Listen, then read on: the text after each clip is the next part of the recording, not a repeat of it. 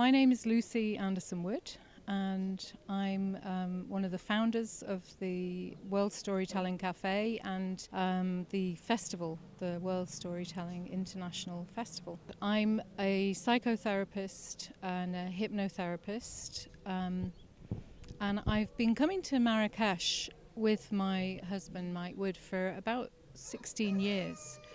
And we have riads here, but it's always been my dream to have a storytelling venue.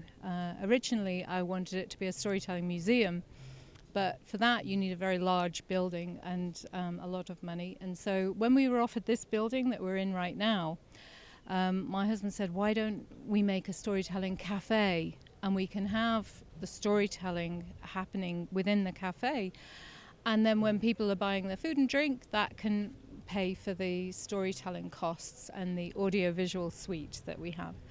And so I was very happy that he was on board with this dream, and he basically made it happen. We had met an amazing man, a storyteller called John Rowe, several years before, and we told him about our plan, and he was really enthusiastic. So along with him, my husband and John Rowe and all of our staff, over lockdown, our staff didn't have very much to do because there were no tourists here. And so my husband worked with our staff and John Rowe, and they created a website called the worldstorytellingcafe.com. And what happened was amazing, mostly, I think, because of John Rowe's connections within the storytelling world, and because people were so hungry for having storytelling in their homes because they were locked in. We got so many people wanting to tell stories and wanting to listen to stories, and we made it so that those storytellers who didn't have an income, they were able to receive money through a donation, through people leaving a tip on the website. So the money they left went directly into their PayPal account. So I think some people got as much as £300 for their performance. Most of them were a lot less than that, sort of £50 or even less. But there were quite a few people that it made a big difference to. And we were so pleased because there were some storytellers who hadn't been telling tales for a long, long time. But then when they saw the World Storytelling Cafe website, they realized, actually, I can start telling again. So, for example, there was a wonderful storyteller called Trudy who lived in America, and she had had a physical illness for many years, which had meant she'd never left her house for a number of years. And suddenly, when John Rowe invited her, she was able to take part and tell some amazing stories on our website. And there were other people who perhaps didn't have the money to be able to travel to storytelling festivals or hadn't been able to get gigs, and schools were closed, so they weren't able to work in schools.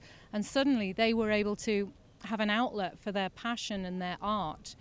So it was amazing. It was a community with wonderful, wonderful people, adults and children.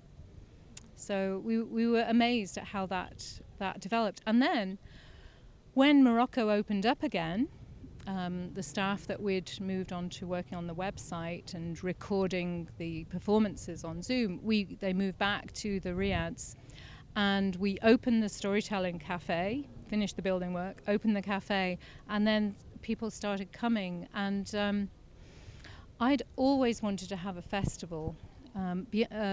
Vanessa Branson from El Fen had created this amazing art biennale, which had transformed the city a few years before. And I started thinking, well, why not for storytelling? Because it's such an ancient art and craft. It's so important for Marrakech and for Morocco.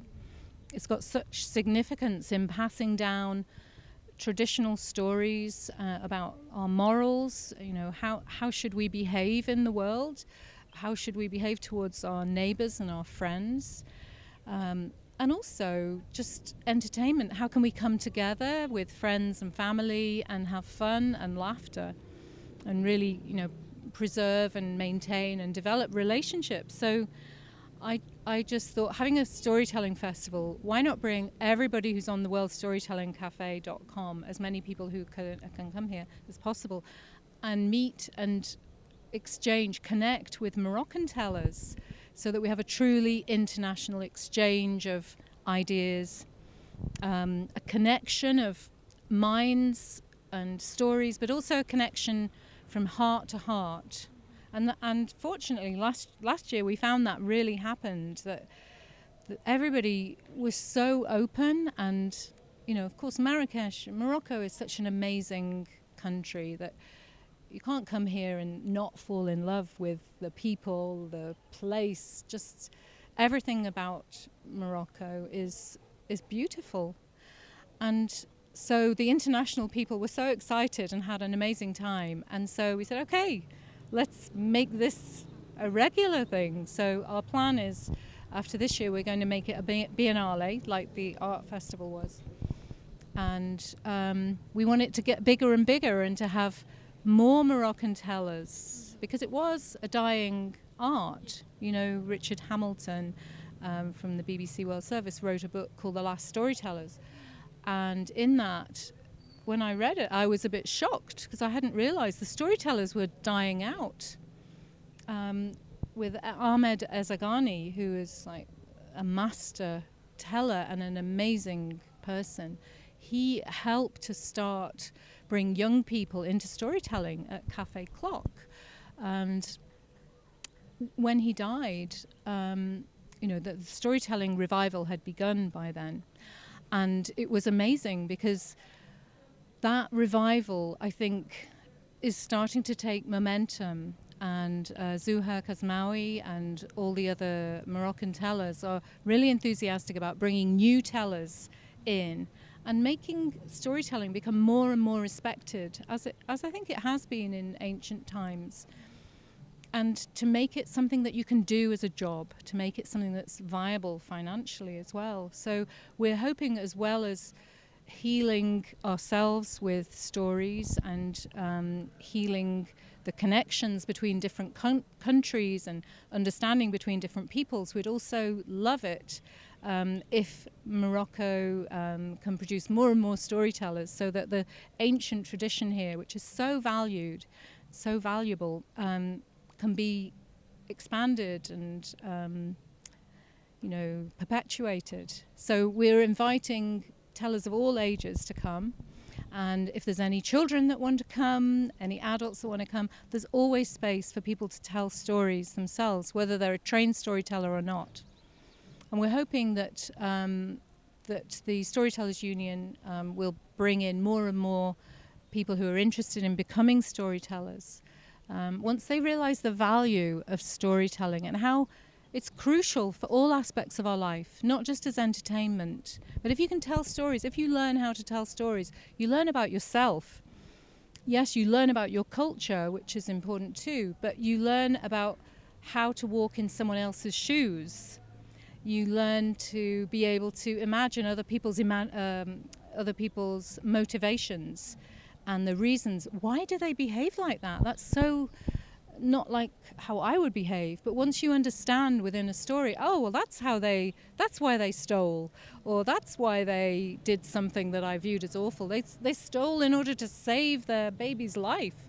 Once you realize that other people's motivations, you have a deeper empathy and understanding, and that's so valuable in just in everyday life. But also, if people want to become successful business people, or if they want to do a different kind of art, or work in restaurants and hotels, understanding the motivations of other people and having deep compassion for when other people make mistakes, or when other people hold totally different beliefs from the beliefs that you hold dear. Having that compassion leads to friendship, and it leads to deep understanding and forgiveness for other people in your family, in your community, in the whole world. And for me, that's the most important thing. We have so much strife in the world at the moment, and people misunderstanding each other, saying, I believe this, I believe that, you shouldn't believe that, you should believe that. And I think all of us, deep down, we're all the same. We're all beautiful, pure, good human beings, but sometimes we do the wrong things for the right reasons. or we believe they're the right things. And I think with stories, we can start to learn who we are, what our moral beliefs are, what our values are, and see what other people's morals and values and beliefs are, and have compassion and understanding for them.